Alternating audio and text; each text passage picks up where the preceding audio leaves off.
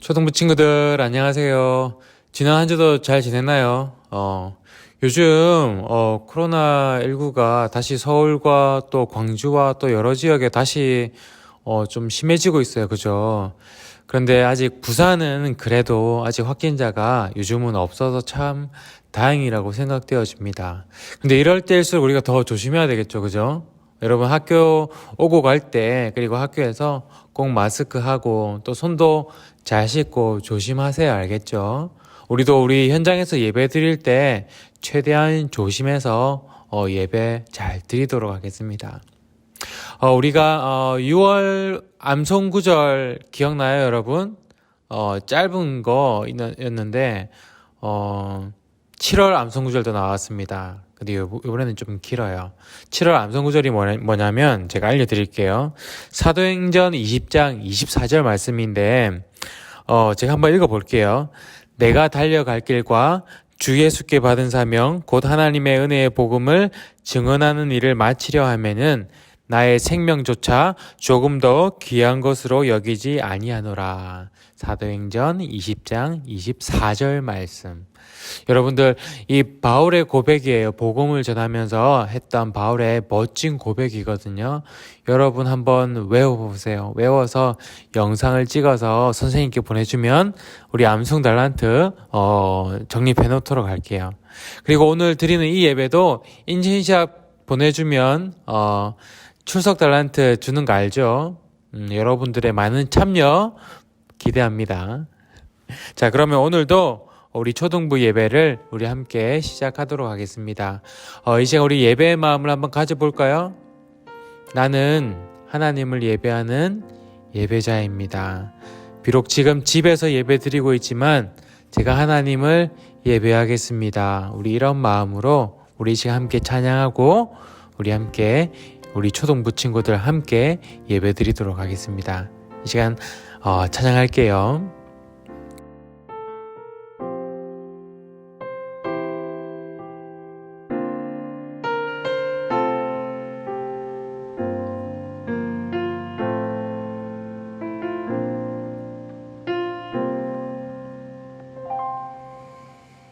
나는 하나님을 예배하는 예배자입니다.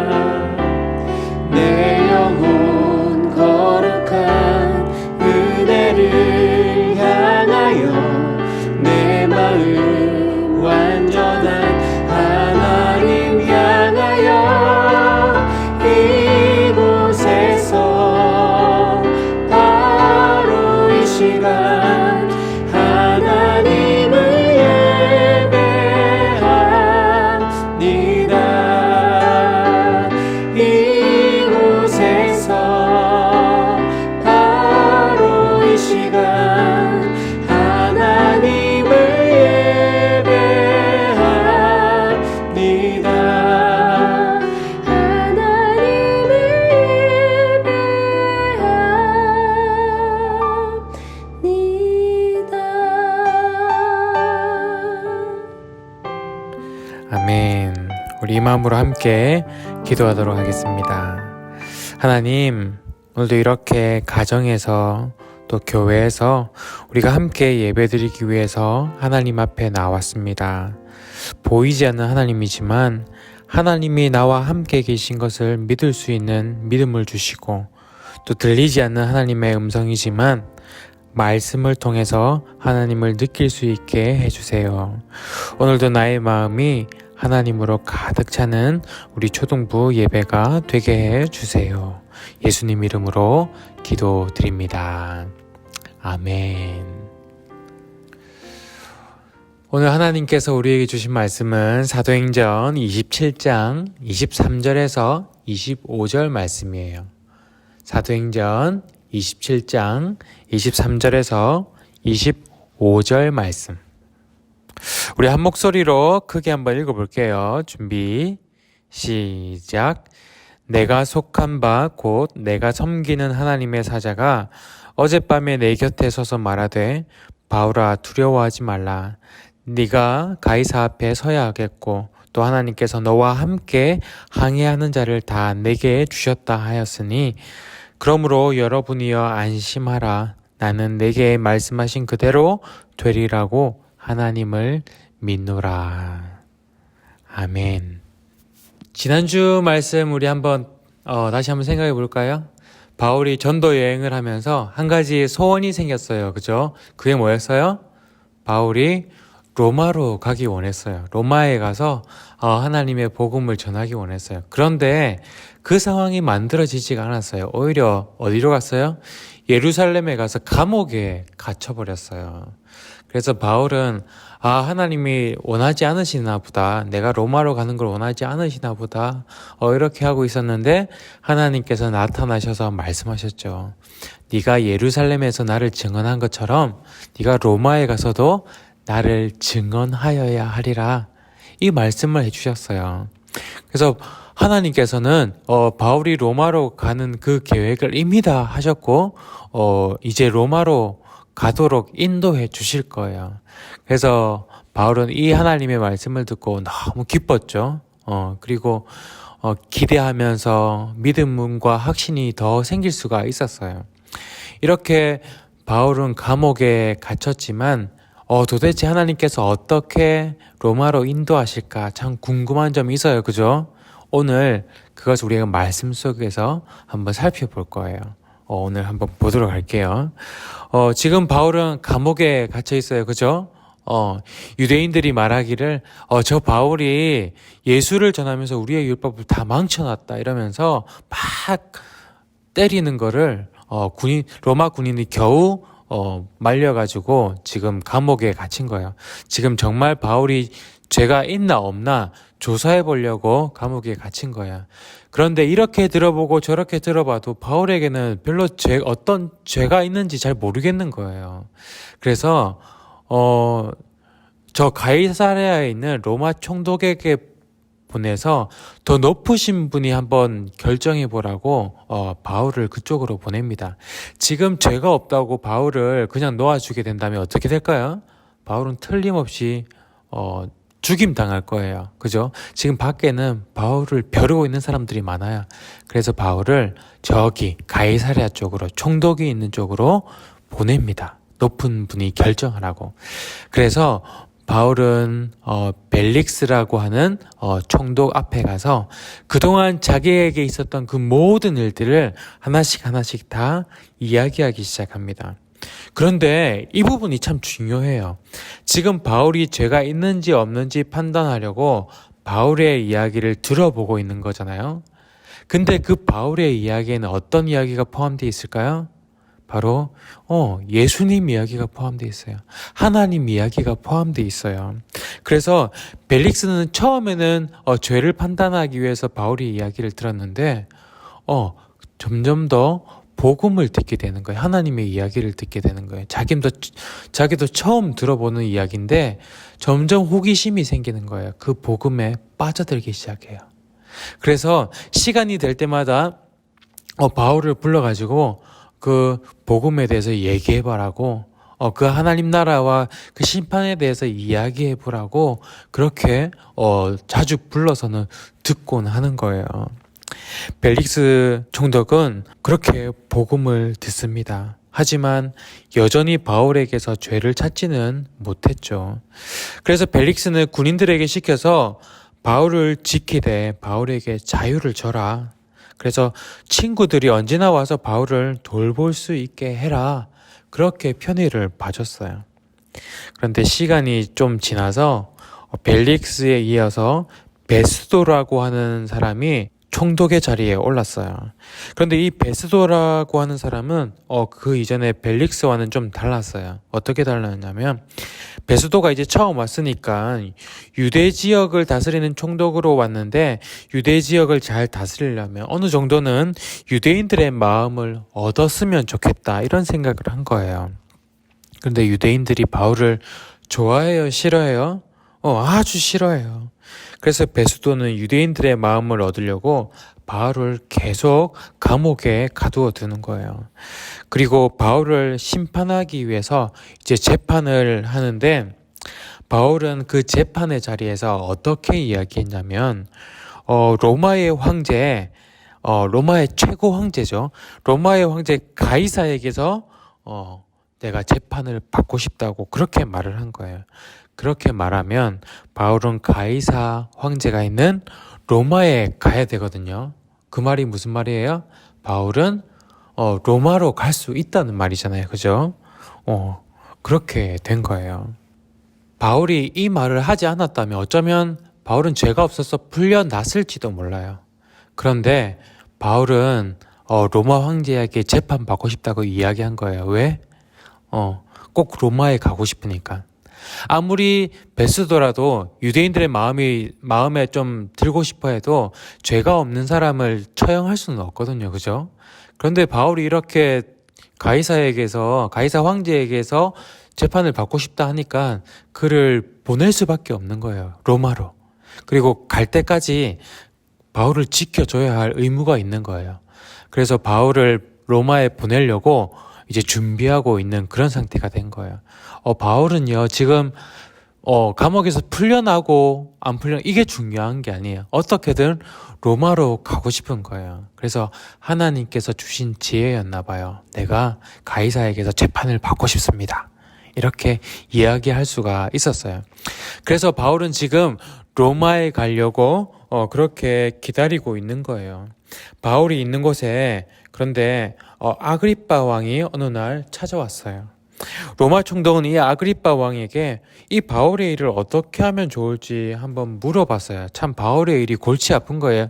죄는 없는데 붙잡혀 있고 저 유대인들은 죽이려고 하고 그런데 바울은 저기 또 가이사 황제한테 가서 재판 받고 싶다 하고 참 이 베스도도 이 복잡한 거예요. 그래서 이거 어떻게 하면 좋겠냐고 아그리빠 왕에게 물어본 거예요.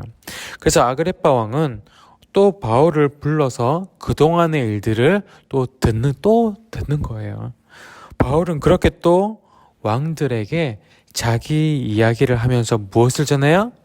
또 복음을 전하게 되는 거예요. 그렇죠? 참 신기해요. 바울은 그동안 전도 여행을 여기저기 많이 다녔잖아요. 많이 이동하면서 복음을 참 많이 전했는데 이렇게 붙잡혀 있으니까 감옥에 있으니까 이번에는 많은 사람들이 자기에게 자기 이야기를 들으러 오는 거예요. 그렇게 복음을 전하게 되는 거예요. 처음에 붙잡혔을 때는 유대인들 앞에서 복음을 막 전했어요. 그죠? 자기 이야기를 한다고. 그 다음에는 공회 앞에서 전하고 그 다음에는 천부장 앞에서 그리고 로마 총독 벨릭스 앞에서 그리고 그 다음에는 베스도 앞에서 이번에는 아그리빠 왕까지 계속 바울에게 이야기를 해보라면서 복음을 듣는 거예요. 특히 어떤 사람들이 지금 듣고 있어요? 좀 높은 사람들, 나라의 지도자들. 이쯤 되니까 예전에 하나님께서 바울에게 하셨던 말씀이 기억이 나요. 사도행전 9장 15절에 보면 이런 말씀이 있어요. 이때 이 사람이 바울을 말하는 거죠. 바울은 내 이름을 이방인과 임금들과 이스라엘 자손들에게 전하기 위하여 택한 나의 그릇이라. 여러분 이 말씀 기억나죠? 바울은 예수님의 이름을 이방인들에게 전했어요. 그죠? 3번에 걸쳐서 선교 여행을 하면서 이방인들에게 전했어요. 그리고 그 다음 누구라고 나와요? 임금들에게도 전한다고 했어요. 이때 임금은 나라의 최고 높은 사람, 최고 높은 왕만을 이야기하는 게 아니라 그 나라의 높은 위치에 있는 여러 사람들이 있잖아요. 높은 관직에 있는 사람, 나라를 다스리는 여러 지도자들이 있잖아요. 그 모든 사람들을 이야기하는 거예요. 로마 총독, 벨릭스, 베스도 뭐 이런 사람들이, 전부장, 아그리빠 왕, 이런 모든 나라의 지도자들을 임금들이라고 여기서 표현하는 거예요. 그래서 정말 진짜 하나님의 말씀대로 바울은 이 임금들에게 지금 복음을 전하고 있어요. 그죠? 지금 바울이 잡혀있고 풀려나고 이게 중요한 게 아니에요. 하나님의 말씀대로 이렇게 임금들에게도 복음을 전하고 있다는 게 중요해요. 하나님의 말씀대로 이루어지고 있다는 게 중요한 거예요. 바울이 어떻게 이 높은 사람들에게 쉽게 접근해서 복음을 전할 수가 있겠어요. 그죠? 하나님께서는 이런 방법으로 감옥에 갇혀서 자기를 변호하는 방법으로 이렇게 복음을 전하게 하셨던 거예요. 하나님께서 이렇게 바울을 인도하고 계세요. 그렇게 바울은 드디어 로마로 향하는 배를 타고 죄수의 신분으로 군인들의 감시와 함께 그렇게 떠나게 되었어요. 그런데 가다가 폭풍을 만났어요. 그 폭풍이 얼마나 심했던지 그 배에 탔던 많은 사람들이 이제 자기들은 다 죽을 거라고 절망하고 있었죠. 그런데 그때 바울은 많은 사람들을 불러놓고 이렇게 이야기합니다. 여러분들은 아무도 죽지 않을 거예요. 나의 하나님께서 나를 로마까지 인도하겠다고 분명히 말씀하셨어요. 하나님을 믿으세요. 담대하게 바울은 믿음으로 외쳤어요. 맞잖아요. 하나님께서 분명히 로마에서도 복음을 전하게 될 거라고 말씀하셨고 임금들에게도 복음을 전하게 하셨는데 여기서 허무하게 죽게 하시지는 않을 거라는 그런 확신이 있었던 거예요.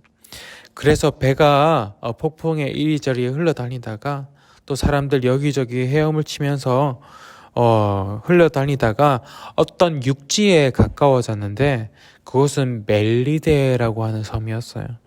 비도 오고 날이 추워서 그곳의 원주민들이 불을 피워서 그 사람들을 맞이해 줬어요.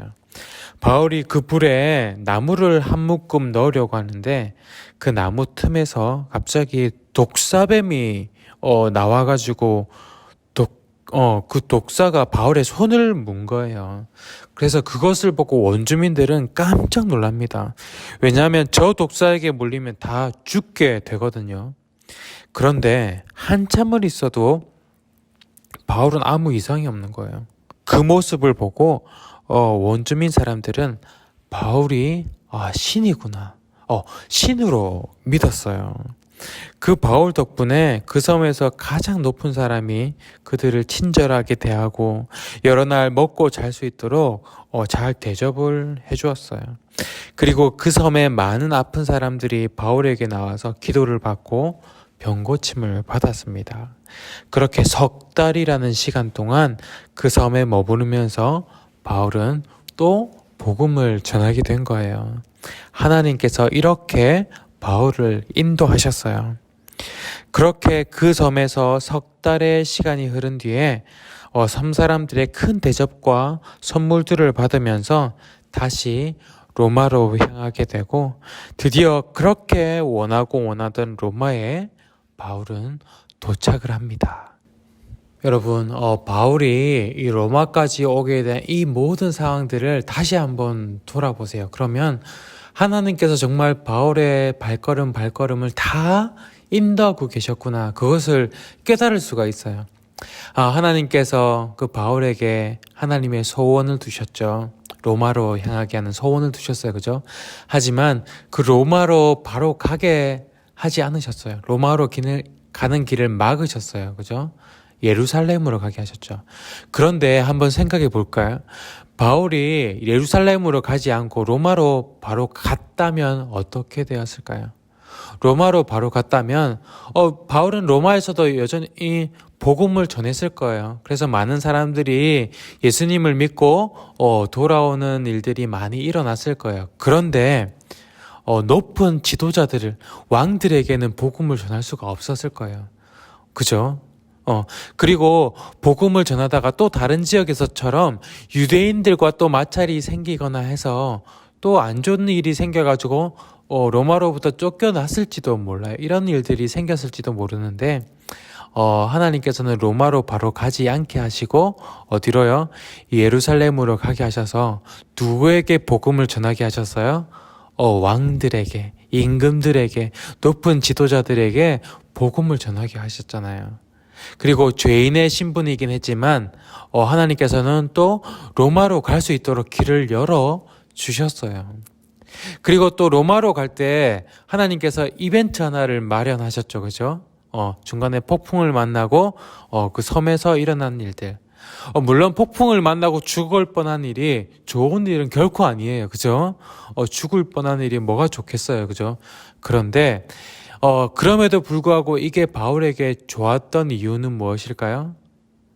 이게 좋은 일이었어요. 왜냐하면 바울과 함께 배를 탔던 그 많은 사람들은 바울이 어떤 사람인지 잘 몰랐을 거예요. 그냥 보면 그냥 로마로 이송되는 한 죄인이었을 거예요. 그런데 폭풍이 일어나고 많은 사람들이 두려움에 떨 때 바울은 믿음으로 그들을 안심시켰어요.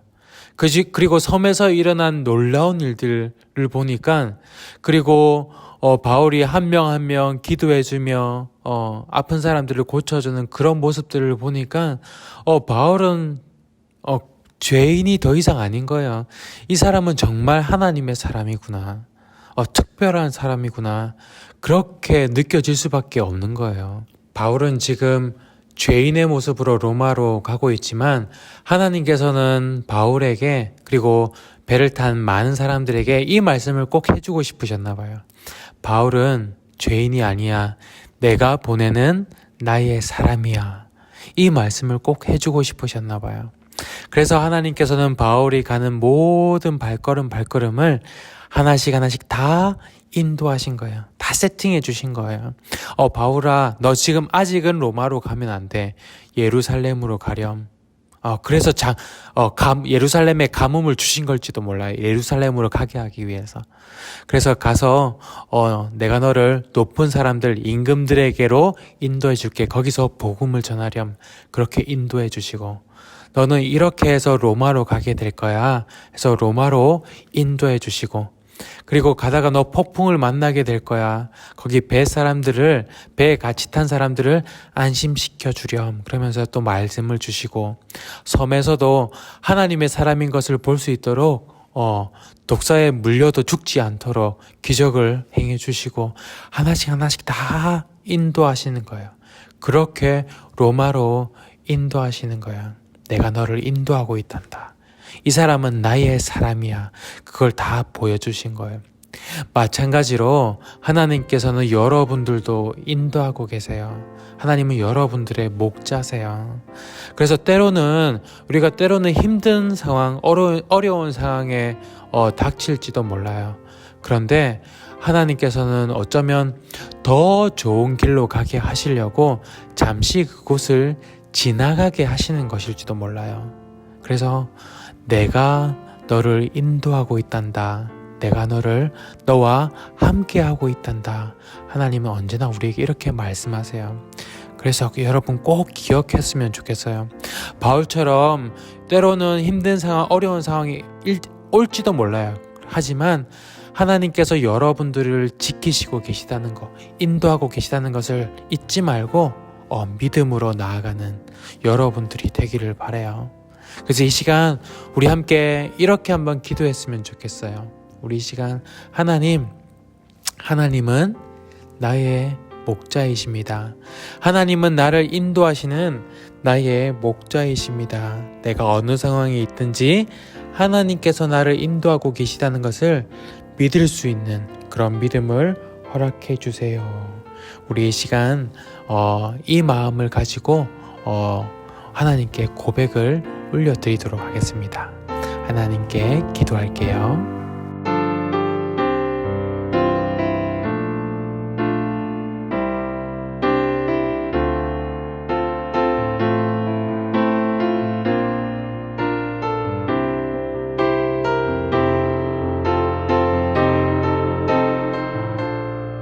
우리의 목자가 되시는 주님, 우리는 먼 미래를 볼 수 없고 앞으로 어떤 일이 일어날지 알 수 없어서 항상 나의 앞만 바라보고 가지만 우리의 모든 걸음걸음을 주님께서 인도하고 계심을 우리가 이 시간 믿습니다. 이 사실이 언제나 기억날 수 있도록 우리에게 믿음을 주시고 우리의 목자가 되시는 주님의 음성을 잘 듣고 따라가는 우리 초등부 한 사람 한 사람이 다 되게 하여 주세요.